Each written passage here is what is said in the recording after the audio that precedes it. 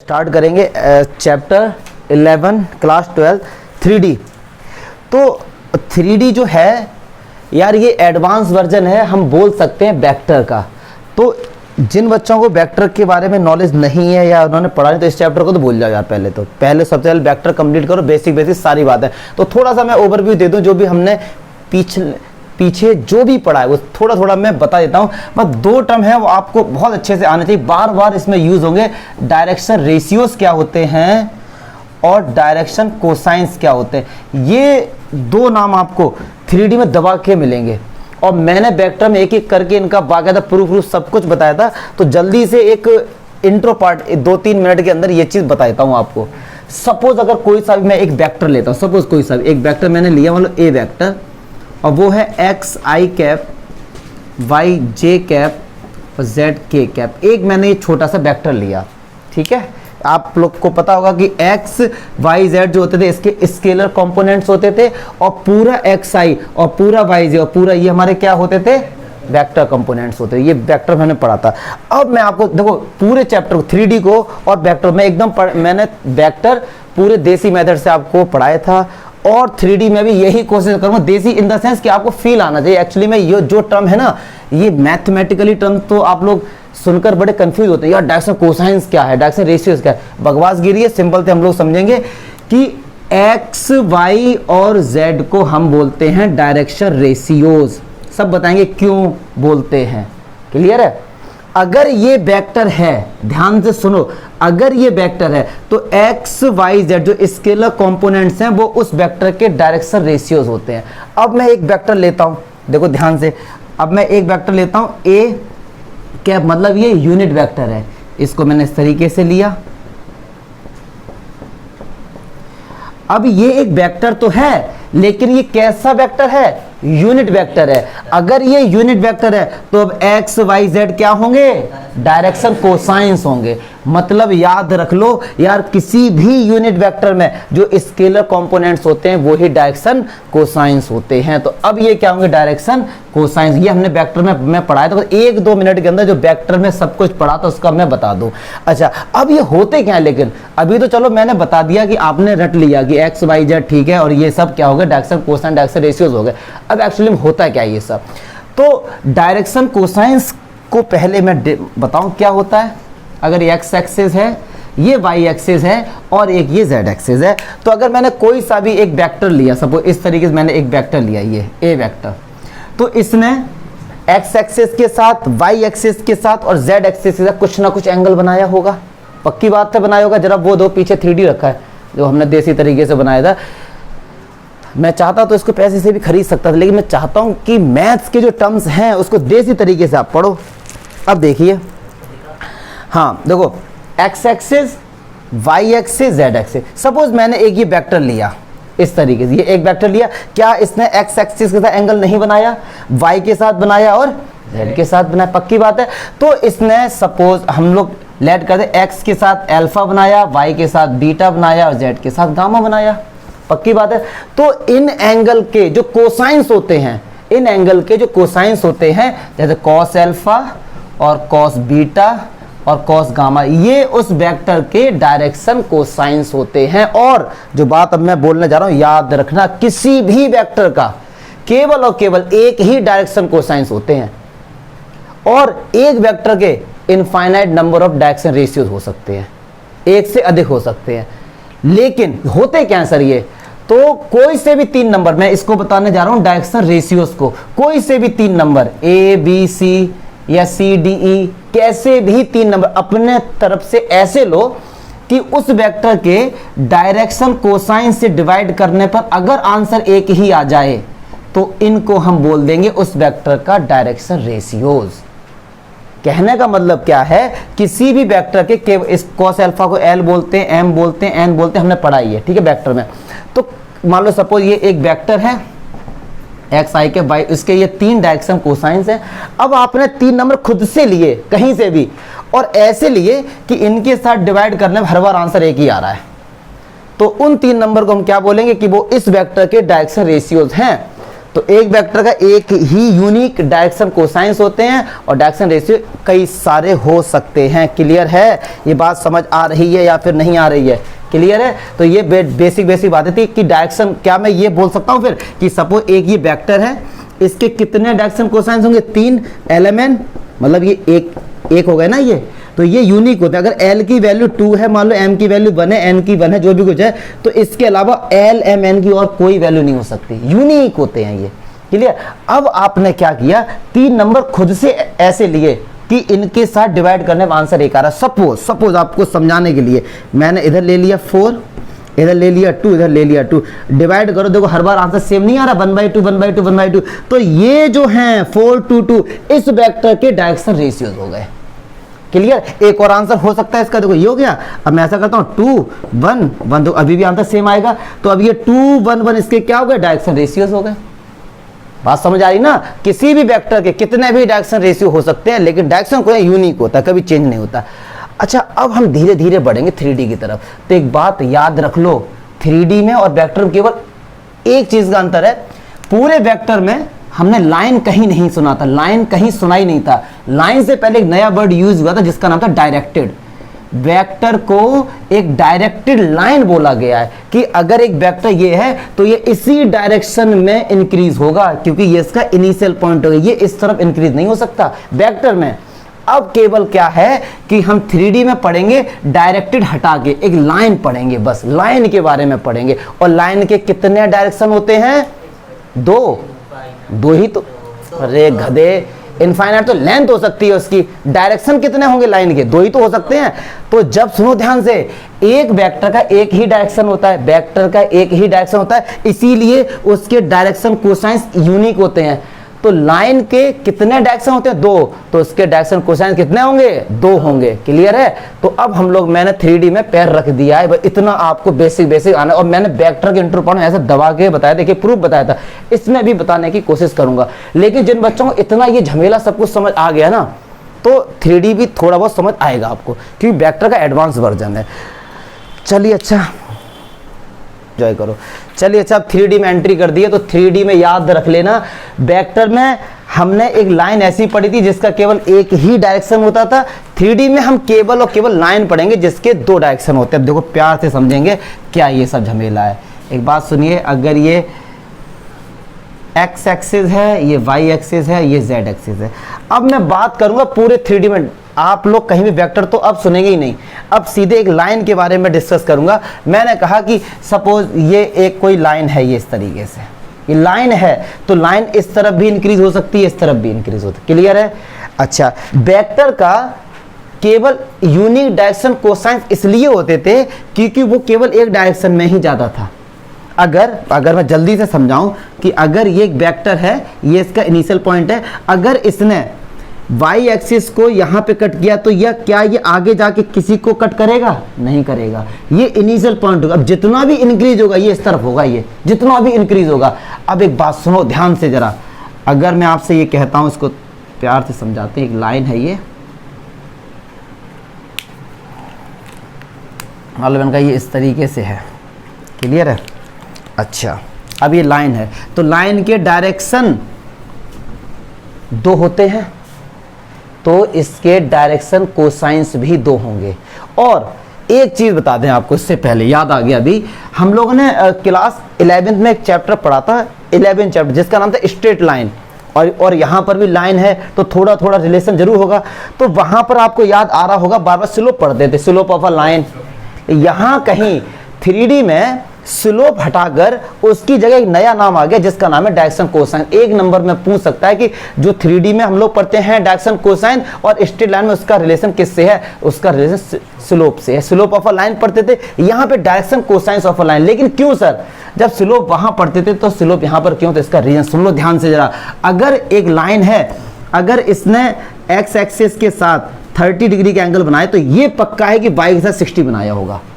ये ऐसा उसमें होता था स्ट्रेट लाइन में। यहाँ ऐसा पॉसिबल नहीं है। क्यों नहीं है? क्योंकि यहाँ बात हो रही स्पेस की, यहाँ बात हो रही स्पेस की, इसीलिए यहाँ पे एक डायरेक्शन वर्ड लगाया गया। डायरेक्शन चेंज होगा, एंगल चेंज होंगे, पक्की बात है। अगर अभी ये वेक्टर इस तरीके से, फिर इस तरीके से, पूरे में इसका डायरेक्शन चेंज होगा, तो एंगल भी चेंज होगी ना, इसलिए इसीलिए यहाँ पे स्लोप बढ़ नहीं आया। वो यूनिक होता था कि अगर ये 30 है तो भैया इसके साथ एंगल 60 होगा, बट यहाँ स्पेस में ऐसा नहीं है, डायरेक्शन चेंज होगा तो एंगल भी चेंज हो जाएंगे उसके, इसीलिए यहाँ पे डायरेक्शन वर्ड लगा दिया, डायरेक्शन कोसाइन। और आप बहुत से बच्चे जो ये इसी वीडियो को देख रहे होंगे उनके दिमाग में आएगा कि सर डायरेक्शन कोसाइन ही क्यों, डायरेक्शन टेंजेंट क्यों नहीं, तो वो सारा मैंने जब वेक्टर पढ़ाया था उस चीज को मैंने बहुत प्यार से समझाया था। अब एक बात सुनो ध्यान से रहा, 3D फिगर में इमेजिनेशन बहुत ज़्यादा इंपॉर्टेंस रखती है। अगर आपका 3D में इमेजिनेशन बहुत अच्छा है, अब मैं आपको प्यार से समझा दूँ, मान लो थोड़ी देर ये एक्स एक्सिस है समझाने के लिए, क्योंकि 3D में उतना मज़ा नहीं आएगा,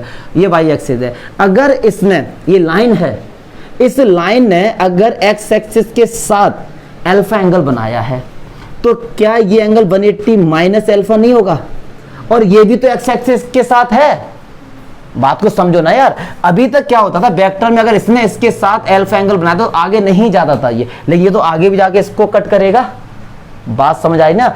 इसीलिए इसके डायरेक्शन कोसाइन दो होते हैं, एक हो जाएगा कॉस अल्फा और एक हो जाएगा कॉस 180 माइनस अल्फा, और कॉस 180 माइनस अल्फा को लिख सकते हैं माइनस कॉस अल्फा। क्लियर है? ऐसे ही दूसरा वाला अगर वाई एक्सिस को कट किया बीटा पे तो कॉस बीटा और कॉस 180 माइनस बीटा, तो क्या हो जाएगा माइनस को। तो आपको ध्यान आ रहा होगा कि कॉस अल्फा को एल बोलते थे, तो क्या इसको माइनस एल नहीं बोलेंगे? इसको हम लोग एम बोलते थे, तो क्या इसको माइनस एम नहीं, इसको एन जो भी था इसको माइनस एन। तो एक नंबर का क्वेश्चन है कि लाइन के जो डायरेक्शन कोसाइंस होते हैं पता है वो क्या होते हैं? Plus minus L plus minus M plus minus N. ये एनसीईआरटी में भी देखोगे आप, तो समझो ना प्लस माइनस क्यों आया, क्योंकि इसके डायरेक्शन दो हैं। क्लियर है? अगर एक अल्फा है तो दूसरा 180 माइनस अल्फा नहीं होगा, और किसी का भी कॉस निकालेंगे तो कॉस 180 माइनस अल्फा। तो इसीलिए किसी लाइन के डायरेक्शन कोसाइन दो होंगे, दो से अधिक नहीं हो सकते। मतलब फाइनली क्या है, जितने डायरेक्शन है उतने डायरेक्शन कोसाइंस है। बात समझ आ रही नहीं आ रही है? पक्की बात है? क्लियर है? अच्छा एक चीज तो हमारी ये हो, इसका प्रूफ हो गया कि किस तरीके से ये प्लस माइनस आता है। वेक्टर अगर होता तो वहां पे माइनस नहीं आता था, क्योंकि अगर अल्फा एंगल तो अल्फा ही रहेगा फिर वो। क्लियर है ना? अच्छा ये चीज हो गई, सिंपल सी चीज है ये। तो एक लाइन के डायरेक्शन कोसाइंस यार दो होते हैं। अब चलिए, मैंने वेक्टर में उसका प्रूफ बताया था, क्योंकि मैंने वेक्टर में 3D के बहुत से कंसेप्ट करा दिए थे कि बच्चे जब 3D पढ़ें तो उनको डाउट ना हो। अब सुनिए, एक लाइन के दो डायरेक्शन कोसाइंस होते हैं, तो डायरेक्शन कोसाइन से एक रिलेशन होता है जो कि बहुत ज्यादा इंपॉर्टेंट है। हो सकता है उसका प्रूफ नहीं आता, लेकिन मैं बताऊंगा। L square plus M square plus N square हमेशा 1 होता है, याद रखना ये। किसी भी वेक्टर का या किसी भी लाइन के, अब सुनो, प्लस माइनस होता है, माइनस एल का होल स्क्वायर भी प्लस होगा, इसीलिए L square plus M square plus N square क्या होता है, मैंने वेक्टर में इसका प्रूफ बताया था, बता दूंगा, अभी चिंता मत करो। अच्छा अब देखो, अब मैं आपको रिलेशन बताने जा रहा हूं, इसका प्रूफ भी बताऊंगा। रिलेशन बताने जा रहा हूं डायरेक्शन कोसाइंस और डायरेक्शन रेशियोज में, जो बहुत इंपॉर्टेंट है, वेक्टर ने भी बताया था। चलिए अब देखते हैं क्या यार। अभी मैंने कहा था कि एक कोई मैंने वेक्टर लिया, तो वो मैंने एक वेक्टर लिया डी वेक्टर। अच्छा, इस वेक्टर के मैंने लेट किए कि भाई जो डायरेक्शन वेक्टर की बात कर रहा हूं, ठीक है भी, कि डायरेक्शन जो कोसाइंस हैं, डायरेक्शन कोसाइंस होंगे एल एम और एन, ठीक है, लेट कर लिए। और मैंने कहा इस वेक्टर के डायरेक्शन रेशियोज होंगे ए बी सी, ठीक है।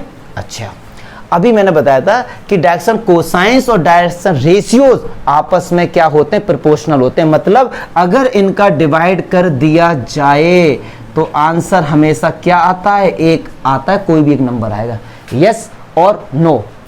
पक्की बात है? तो अगर मैं आपसे कहूं L इक्वल्स टू, क्या मैं A के लिख सकता हूं, क्या मैं M इक्वल्स टू B के लिख सकता हूं, N इक्वल्स टू क्या मैं C के लिख सकता हूं, यस और नो। और ये मान के चलो कि ऐसा होता है, क्योंकि मैंने वेक्टर में प्रूफ बताया, पहले तो आप लेके चलो होता है। ये सारी वैल्यू मैं यहां पुट कर देता हूं, ठीक है। L स्क्वायर मतलब A square K square, yes और नो। M स्क्वायर की जगह B स्क्वायर K स्क्वायर और एन स्क्वायर की जगह सी स्क्वायर के स्क्वायर इक्वल्स टू 1। क्लियर है? अच्छा, यहां से क्या के स्क्वायर कॉमन नहीं आ रहा है, तो क्या बच रहा है भाई इधर, A square plus B square plus C square equals to 1।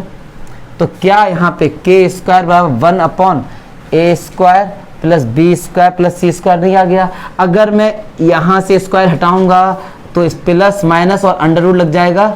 Yes और नो, यस और नो, पक्की बात है। अच्छा, के की वैल्यू निकल के आ गई। अब मैं ये के की वैल्यू यहाँ पुट कर दूंगा इक्वेशन ए में। तो एल बराबर, सुनो क्या था, एल बराबर ए के था, तो ए और के की वैल्यू क्या है, रूट में ए स्क्वायर। अभी देख लेना, जब घर पे आके एनसीईआरटी देखो तो ये वहां पे सब मिलेंगे आपको। एम बराबर क्या है, plus minus B upon root में A square B square plus C square. Example भी करेंगे इसी वीडियो में, जिससे आपको क्या हो, जो हमने पढ़ा है उसका यूज भी तो पता होना चाहिए। तो क्या ये रिलेशन नहीं आ गया, डायरेक्शन कोसाइंस और डायरेक्शन रेशियोज में प्रूव भी कर दिया हमने। फिलहाल आपको अगर नंबर वाली बात है तो इतना याद रखो, केवल बस इतना याद रखो, बस बस बस इतने से ही काम हो गया आपका, इतने से ही काम हो गया आपका। मुझे नहीं लगता यहाँ तक कोई भी डाउट होगा। कोई डाउट है यहाँ तक?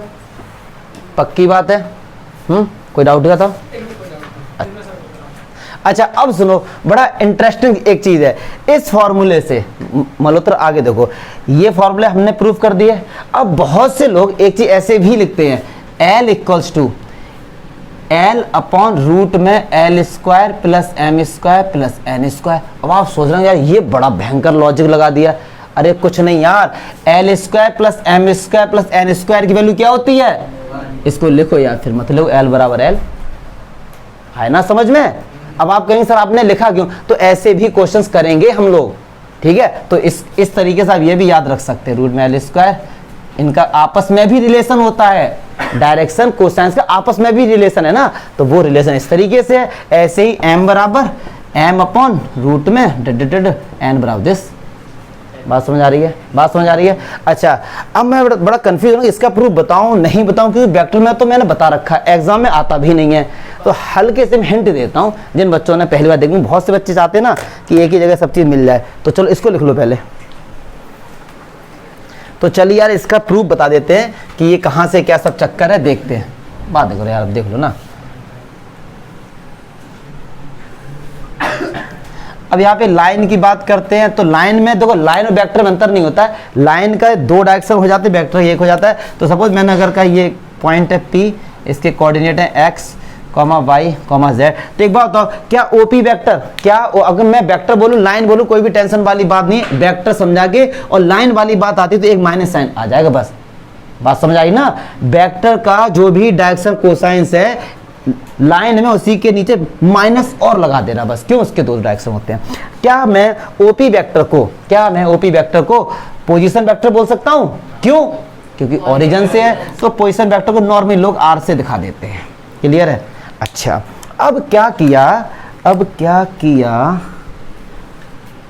ये मान लो एक्स एक्सिस है, अभी बताऊंगा मैंने क्यों ऐसा बनाया। अब मैंने क्या किया, इस P पॉइंट से एक्स एक्सिस पर परपेंडिकुलर ड्रॉ किया। अब भैया फिगर 3D है, मैं क्या कोई भी एक्स एक्सिस पे 90 डिग्री दिखा ही नहीं सकता आपको, केवल और केवल फील करा सकता। कैसे, अभी हम भी कराएंगे फील आपको। देखो मैंने ये डाला भैया परपेंडिकुलर, ये परपेंडिकुलर है लेकिन देखने से लग रहा है नहीं, लेकिन देखते हैं क्या।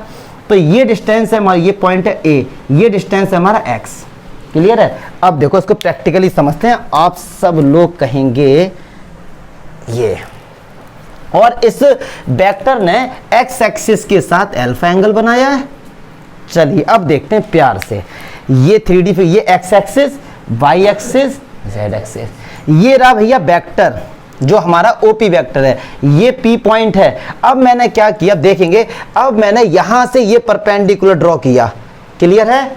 ये 90 दिख रहा है आपको। अब क्या, अब आपको 90 फील हो रहा है। देखो राइट एंगल ट्रायंगल बन रहा है ना, ये क्लियर है। तो ये एंगल 90 हो गया और O पे एंगल क्या हो गया। अच्छा 90 के, ये एंगल 90 है तो 90 के सामने वाला हाइपोटेन्यूज, छापड़ लग जाएगा अभी, परपेंडिकुलर 90 के सामने वाला हाइपोटेन्यूज। क्या हाइपोटेन्यूज OP वेक्टर नहीं है? बात समझ रहे ना। अब मैं इस ट्रायंगल को उठा के अलग बनाता हूं जो आपको थोड़ा सा फील आए। तो देखो इस तरीके से 90 A पॉइंट पे है, बात समझते रहो। ये O है, ये P है। अच्छा यही तो एंगल अल्फा है। देखो O के साथ x एक्सिस में अल्फा एंगल बनाया है, पक्की बात है। क्या ये R वेक्टर है? क्या ये R वेक्टर है? यस और नो? अच्छा, और ओ ए कितना है, x है। चमका, इस ट्रायंगल को उठा के मैंने अलग इसके साथ समझो, इसके साथ, ऐसे तो कुछ भी समझ नहीं आएगा यार, इससे समझो ना, क्लियर है ये चीज। इस ट्रायंगल को ऐसे बना दिया मैंने। अब मैं आपसे कहता हूं निकालो भैया कॉस अल्फा, तो कॉस बराबर होता है बी अपॉन एच। पापा बीड़ी पियोगे, हाँ हाँ बेटा, तो बी अपॉन एच। तो अल्फा के लिए बी कितना है, एक्स, और ये कितना है, आर। और एक चीज, आर वेक्टर के मॉड्यूलस को ओनली आर भी लिख सकते हैं। क्लियर है, नहीं आई बात समझ में? क्या मैं यहां से आर वेक्टर को ये लिख सकता हूं, एक्स आई कैप, वाई जे कैप, जेड के कैप, यस और नो? और इसका मॉड्यूलस क्या हो जाएगा फिर, रूट के अंदर। ये सब वेक्टर का कंसेप्ट है। क्लियर है? चलिए अब भैया आ जाओ, एक्स तो एक्स है, और कॉस अल्फा को क्या मैं एल लिख सकता हूं। सिमिलरली इसने बाई एक्सिस के साथ भी कुछ ना कुछ एंगल बनाया होगा, वो मान लो बीटा है, तो ऐसे ही कॉस बीटा हो जाएगा वाई अपॉन आर, और कॉस गामा हो जाएगा जेड अपॉन आर। क्या इसको एम, इसको एन बोल सकते हैं? कर दो यार, LHS लो इसकी। LHS क्या है, l square m square n square. तो एल का स्क्वायर मतलब x square upon this square, y square upon r square, z square upon r square, सब कुछ ऐड हो जाएगा। क्या बचा ऊपर, एक्स स्क्वायर, वाई स्क्वायर और जेड स्क्वायर। अच्छा, आर क्या है, मॉड्यूलस, इसका स्क्वायर होगा तो अंडर रूट नहीं हट जाएगा? चमका नहीं, आर की वैल्यू यही तो है, स्क्वायर कर उसका तो अंडर हट जाएगा। तो क्या आएगा, एक्स स्क्वायर वाई स्क्वायर, और आ गया अपन, हो गया प्रूफ। तो l square plus M square. और एक चीज, ये कभी वन नहीं होता है, ये वन नहीं होता है, याद रख लियो, नॉर्मली वन नहीं होता। कहां वन होता है, एक केस में होता है वन, वो भी बताएंगे जब 3D को और आगे पढ़ेंगे, अभी कंफ्यूजन होगी। ठीक है, ये हमने यार एक चीज और कर दी है, मुझे नहीं लगता यहां तक कोई भी डाउट होगा। क्लियर है, क्लियर है, क्लियर है। एक चीज बची है 11.1 के इंट्रो पार्ट में, उससे और पता, जल्दी से इसको लिखना है तो लिख लो, जो भी करना है कर लो। अभी एक और इंट्रो पार्ट में टॉपिक है आपके एनसीईआरटी में कि भाई direction cosines of a line. अभी हमने फाइंड करना सीखा था plus minus L, plus minus M, plus minus n, लेकिन अभी कंडीशन लगा दी है कि वो लाइन 2 पॉइंट से होती हुई जा रही है, और 2 पॉइंट से केवल एक ही लाइन जाती है, याद रखना। अब वो पॉइंट है क्या, जो भी कुछ है, तो देखो कैसे करेंगे इसका प्रूफ पहले बता दें। प्रूफ 2 तरीके से बताऊंगा, एक एनसीईआरटी तरीके से, एक देसी तरीका एकदम। तो ये P और Q हैं, 2 पॉइंट्स हैं। Q के कोऑर्डिनेट है x2, y2 और z2, और एक P पॉइंट है x1, y1। देखना कितना सिंपल तरीके से बताऊंगा। ये लाइन है, PQ क्या है, एक लाइन है, जो P और Q 2 पॉइंट हैं, और इनसे एक लाइन होती हुई जा रही इस तरीके से। ठीक है, तो कह रहे हैं अब बताओ इस लाइन के डायरेक्शन कोसाइंस, यस और नो। चमका, अब मैं आपको बताऊंगा देसी तरीका। क्या, लाइन को मारो गोली, लाइन भूल जाओ, क्योंकि हमको वेक्टर अच्छे से आता है। तो अगर मैं आपसे कहूं कि भाई पी क्यू वेक्टर बताओ मुझे क्या होगा, पी क्यू वेक्टर बताओ मुझे क्या होगा, तो आप क्या बोलेंगे, x2 minus x1 I cap, y2 minus y1 J cap, plus z2 minus z1 K cap. Clear है, ये पी क्यू वेक्टर आ गया। अगर ये पी क्यू वेक्टर है तो क्या ये पी क्यू वेक्टर के डायरेक्शन रेशियोज नहीं हो गए, यस और नो? क्या मैं इसको एबीसी समझाने के लिए, आपको समझाने के लिए लिख सकता हूं? और अभी मैंने एक बात आपको प्रूव करके बताई थी कि L equals to A upon root में A square plus B square plus C square, yes और नो? अभी प्रूव किया हम लोगों ने, ऐसा नहीं कि जस्ट मैंने बताया था। क्लियर है? अच्छा, तो रखो भैया L की जगह, ए की जगह x2 minus x1 upon x2 minus x1 का whole square, y2 minus y1 का होल स्क्वायर, और z2 माइनस z1 का होल स्क्वायर। चमका। अच्छा, क्या रूट के अंदर x2 माइनस x1 का होल स्क्वायर, ये क्या ये पी क्यू वेक्टर का मॉड्यूलस नहीं है? क्या ये पी क्यू वेक्टर का मॉड्यूलस नहीं है? तो क्या मैं इस सारा ये इतनी बार हटा के, क्या मैं इसको पी क्यू वेक्टर का मॉड्यूलस नहीं लिख सकता हूं? क्या मैं इसको ऐसे नहीं लिख सकता हूं? मैथ के साथ एंजॉय करो। क्या मैं इसे ओनली पी क्यू भी लिख सकता हूं, यस और नो? पक्की बात है, ठीक है। ऐसे ही एम क्या होगा, y2 minus y1 upon P Q, और ये क्या होगा, z2 minus z1 upon P Q. लेकिन ये तो यार मैंने निकाले वेक्टर के, हम पढ़ क्या रहे हैं, लाइन। कुछ नहीं करना भाई, कुछ नहीं करना है, एंजॉय द लाइफ। कुछ करना ही नहीं है। बात समझ आई ना? ये पहले तो मैंने एज अ वेक्टर निकाल दिया ये कि भाई वेक्टर के ये आ गए। जब उन्होंने बोला नहीं यार हम तो लाइन पढ़ रहे हैं, तो लाइन में कुछ नहीं है, प्लस माइनस आ जाएगा बस, क्योंकि प्लस तो होता है वेक्टर में, माइनस आ गया, लाइन का प्लस माइनस हो गया। तो आपको ये फॉर्मूला याद रखना है, प्रूफ को मारो गोली, इतना याद आ जाए कि कोई भी 2 पॉइंट्स होंगे तो इस तरीके से उस लाइन के डायरेक्शन कोसाइन निकाल देंगे। ये देसी तरीका है एकदम, इसमें कोई लॉजिक नहीं है, बस आपको समझ आ गया। एक एनसीईआरटी ने भी इसका प्रूफ बताया, उसको भी हम लोग करेंगे, बट फिलहाल ये आपको याद रखना है। क्लियर है? पक्की बात है, लिखो इसको, फिर दूसरा तरीका बताएंगे इसी का। चलिए एक और तरीके से देखो भैया जल्दी से कि एक्स एक्सिस है यार, ये वाई एक्सिस है और ये जी या जेड जो भी बोल लो। और अभी मैंने क्या लिया था, ये एक लिया था पी क्यू इस तरीके से, यस और नो। अब फील करना कि अब थोड़ा लॉजिक बढ़ेगा। अभी वो तो देसी तरीका था, सिंपल तरीके से, लेकिन आपको आना चाहिए था वो भी। ये पी क्यू अभी एक लाइन है, इस तरफ जा रही होगी, इस तरफ जा रही होगी, ऐसे मैंने पी क्यू एक सेगमेंट ले लिया, लाइन का एक सेगमेंट ले लिया, लाइन सेगमेंट बोलते हैं इसको, ठीक है। तो क्यू पॉइंट्स के कोऑर्डिनेट क्या थे यार, वही थे x2 y2 और z2। इस पॉइंट से कोऑर्डिनेट x1 y1 और ये z1। अच्छा जी, अब क्या करता हूं मैं, इससे पहले एक बेसिक बात बता दो को आनी चाहिए, क्लास 9 में हमने पढ़ी थी यार। अगर ये पॉइंट्स के कोऑर्डिनेट हैं x1 y1, सुनना ध्यान से रहा, x1 y1 है, तो क्या ये डिस्टेंस y1 और क्या ये डिस्टेंस x1 नहीं होगा? मतलब ये y एक्सिस के पैरेलल है, तो ये डिस्टेंस y1 होगा नहीं होगा?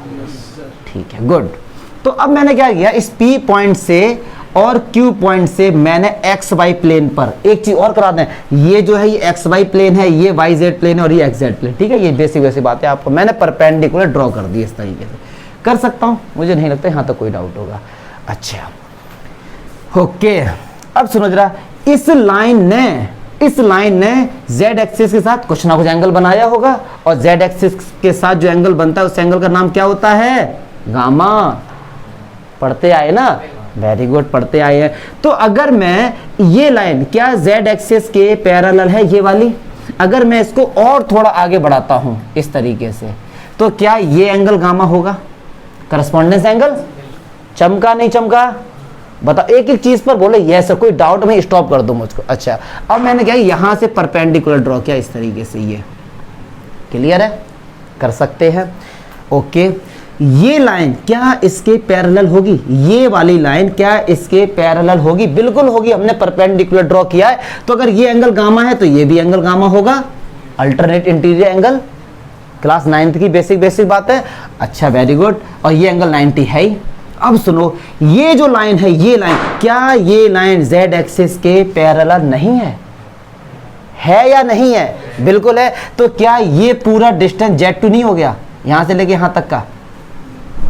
क्या ये लाइन z एक्सिस के पैरेलल नहीं है? बिल्कुल है। तो क्या ये डिस्टेंस z1 हो गया? यस और नो? एक एक चीज आप बताएंगे जरा। तो पी क्यू, इसका नाम दे दिया मैंने m। चलिए अच्छा, अब यार एक ट्रायंगल ले लो पी क्यू एम। अब मैं निकालूंगा कॉस गामा। कॉस क्यों निकाल रहे हैं? क्योंकि बोला ही क्या डायरेक्शन कोसाइन कहाँ, ये ना, तो भैया कॉस ही निकालेंगे। अगर डायरेक्शन टेंजेंट होता तो भैया हम टेन निकालते हैं यहाँ पे। तो चलिए कॉस बराबर होता है बी अपॉन एच। गामा के लिए ये परपेंडिकुलर, और क्यू एम क्या होगा? बेस, और हाइपोटेन्यूज क्या होगा? P Q. यस और नो? अब यार क्यू एम, क्या आप क्यू एम को z2 माइनस z1 नहीं लिख सकते हो? पक्की बात है। और हमारा, और अभी देख लो, अभी प्रूफ किया कॉस गामा यही था, चेक कर लो आप। Similarly cos beta y2 minus y1 upon P Q, और cos alpha x2 minus x1 P Q. लेकिन हमने बता दिया वेक्टर के हिसाब से हम पढ़ रहे, लाइन तो क्या जाएगा? क्लियर है? अगर लाइन सेगमेंट बोला कि भैया एक लाइन का टुकड़ा, इसीलिए एनसीईआरटी में उन्होंने प्लस माइनस नहीं लगाया, चेक कर सकते हैं। तो ऐसा मत सोचो कि ये गलत है ना वो गलत है, उन्होंने वहां पे लाइन सेगमेंट कंसीडर किया, मतलब एक वेक्टर की तरह। अगर लाइन माना जाएगा तो प्लस माइनस आएगा, अंडरस्टूड है? यस और नो? ये प्रूफ समझ आया? क्लियर है? अब देखो इसे लिखो, पहले आज जाने नहीं दूंगा आपको। एक लास्ट चीज जो मैंने वेक्टर में बताई थी बता दें, अगर कोई एक वेक्टर ये है और कोई भी एक वेक्टर बी है, सपोज ये है a1 i cap, b1 j cap and c1 k cap. Please बेटा बहुत इंपॉर्टेंट बात है यार, तुम लोग मजे में ले रहे हो सब चीजें, बाद में रोगे जब क्वेश्चन घूम गया। ये दो वेक्टर हैं और कहा गया प्रूफ करो कि ये कोलिनियर हैं। मान लो आपसे कहा गया प्रूफ करो ये दो वेक्टर कोलिनियर है। तीन तरीके से दिखा सकते हैं, तीनों में से कोई भी तरीका दिखा दो। अगर किसी एक वेक्टर को plus minus lambda b vector लिखते हैं, मतलब क्या हुआ, इस वेक्टर से या इस वेक्टर से कुछ कॉमन लेके दूसरा वाला वेक्टर मिल जाए, कुछ कॉमन लेके दूसरा वाला वेक्टर मिल जाए। जैसे फॉर एग्जांपल अगर ये वेक्टर है 2i cap 4j cap 6k cap और ये है i कैप 2j कैप और 3k कैप, क्या ऊपर वाले से 2 कॉमन लेके नीचे वाला वेक्टर मिल जाएगा? पक्की बात है, इस फॉर्म में आ गया तो ये दोनों वेक्टर आपस में गया कोलिनियर। दूसरी चीज, अगर दो वेक्टर कोलिनियर हैं तो उनके डायरेक्शन रेशियोज का रेशियो इक्वल होता है। क्लियर है? या ये तरीके दिखा दो, अगर दो वेक्टर कोलिनियर हैं तो उनके डायरेक्शन कोसाइंस इक्वल होते हैं। मतलब इसका मान लो L1 M1 और N1 है, इसके L2 M2 और N2 है, तो ये L1 बराबर L2 M1 बराबर M2। ये तीनों में से या इसको दिखा दो या इसको दिखा दो या इसको दिखा दो, तो इस तरीके से कोई सा भी मेथड लगा के आप दिखा सकते हैं कि वो कोलिनियर है। और इसका प्रूफ हम लोग 11.2 में करेंगे। ठीक है, फिलहाल अभी के लिए समझ लो। अब भैया मैं जल्दी से 11.1 के एग्जाम्पल करा दूं 5 मिनट के अंदर। अब देखिए हमने जितना भी यार झमेला पढ़ा तब एक एक करके उस पे बेस क्वेश्चन करते हैं जल्दी से। Example 1 NCERT class 12, if a line makes angle 90 60 30 with the positive direction of x y and z axis respectively find the direction cosines. अब देखो डायरेक्शन कोसाइन अभी हमने पढ़ा था क्या होता है, cos अल्फा cos बीटा और cos गामा। तो x एक्सिस के साथ जो एंगल बनता है वो अल्फा होता है, तो l x के साथ कितना बना है 90, तो cos 90 कितना हो गया 0 और cos 60 कितना होता है 1/2, cos 30 कितना होता है। अब एक क्वेश्चन बच्चों के दिमाग में, सर प्लस माइनस क्यों नहीं आया एनसीईआरटी में? भैया ध्यान से देखो, उन्होंने बोला है कि पॉजिटिव एक्स एक्सिस के साथ, ठीक है ना, पॉजिटिव बोला गया है। अदरवाइज अगर जब एक्स एक्सिस को पॉजिटिव में काटा, मान लो ये अगर एंगल 60 है तो पक्की बात है ये 120 होगा, तो माइनस आ जाएगा, इधर माइनस का 1/2 भी आ जाएगा और माइनस का √3/2 भी आ जाएगा। ठीक है, तो वो क्वेश्चन को आप प्लस माइनस लगा के आओगे तो भी मार्क्स नहीं कटेंगे। ठीक है, चलिए अच्छा दूसरा एग्जाम्पल कह रहे हैं if a line has direction ratios find direction cosine. बच्चों वाली बातें हैं, डायरेक्शन रेशियोज गिवन है, मतलब a दिया गया है 2, b दिया गया -1 और c दिया गया -2। अब फायदे होते हैं इंट्रो पार्ट पढ़ने के। हमने प्रूफ किया है कि l बराबर होता है a/रूट में put the value get the answer. Direction ratios given है, डायरेक्शन कोसाइन निकालने का तरीका ये प्लस माइनस भी लगा सकते हो। मैंने बताया क्यों आ रहा है प्लस माइनस, क्योंकि लाइन के दो होते हैं, तो ऐसे ही m का कर देना प्लस माइनस b/रूट में। तो ये फायदे होते हैं मल्होत्रा इंट्रो पार्ट को बहुत प्यार से समझने के। अब मैं तो सारे बच्चों को एम्फेसाइज करता हूँ कि यार इंट्रो देखो अच्छे से दबा के।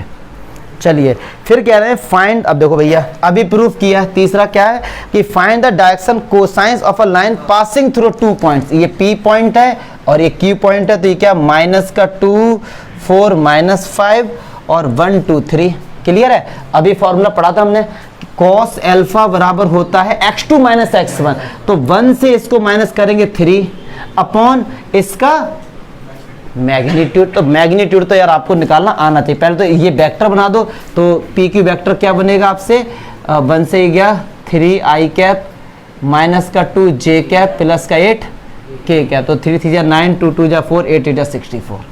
क्लियर है? अब देखो हाथ क्या हुआ, क्लियर नहीं है?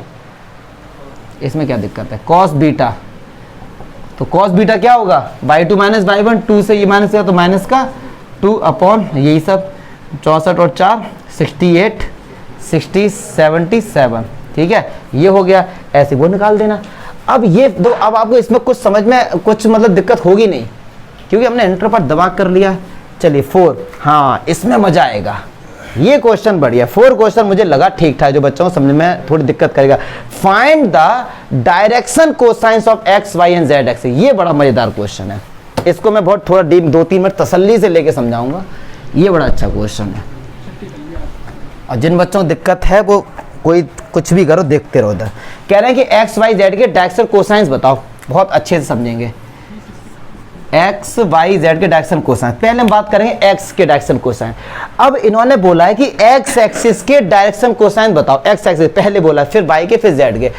यार किसी भी लाइन का या दो डायरेक्शन कोसाइन होते हैं। अच्छा, कह रहे हैं एक्स एक्सिस का, पहले एक्स एक्सिस की बात करेंगे। इस एक्स एक्सिस ने एक्स एक्सिस के साथ कितना का एंगल बनाया होगा? 0, यस और नो। इस एक्स एक्सिस ने, तो क्या हम अल्फा 0 बोल सकते हैं? इस एक्स एक्सिस ने वाई के साथ कितने का एंगल बनाया होगा? 90, क्या हम इसको बीटा बोल सकते हैं?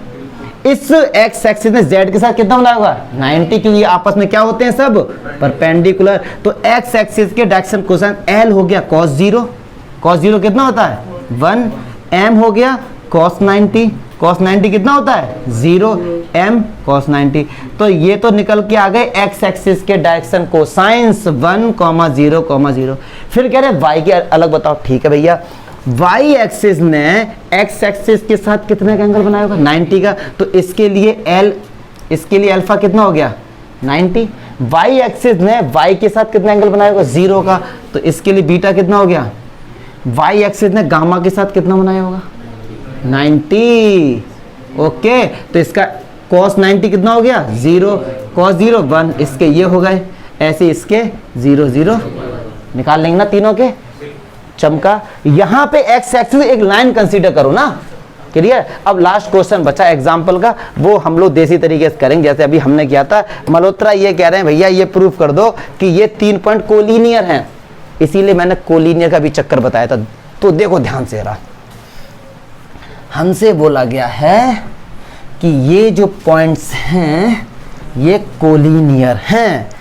हाँ, और देखो लास्ट क्वेश्चन है, 3 पॉइंट दिए गए। एक दिया गया a 2 3 -4, b दिया गया है 1 -2 और 3, और c दिया गया है, इसको पता है 11th क्लास में 3D वाले से भी कर सकते हैं, सेक्शन फॉर्मूला लगाकर उससे भी कर सकते हैं, लेकिन हम लोग डायरेक्शन रेशियो कोसाइन के तरीके से पढ़ेंगे। क्या आप ए बी वेक्टर निकाल सकते हैं?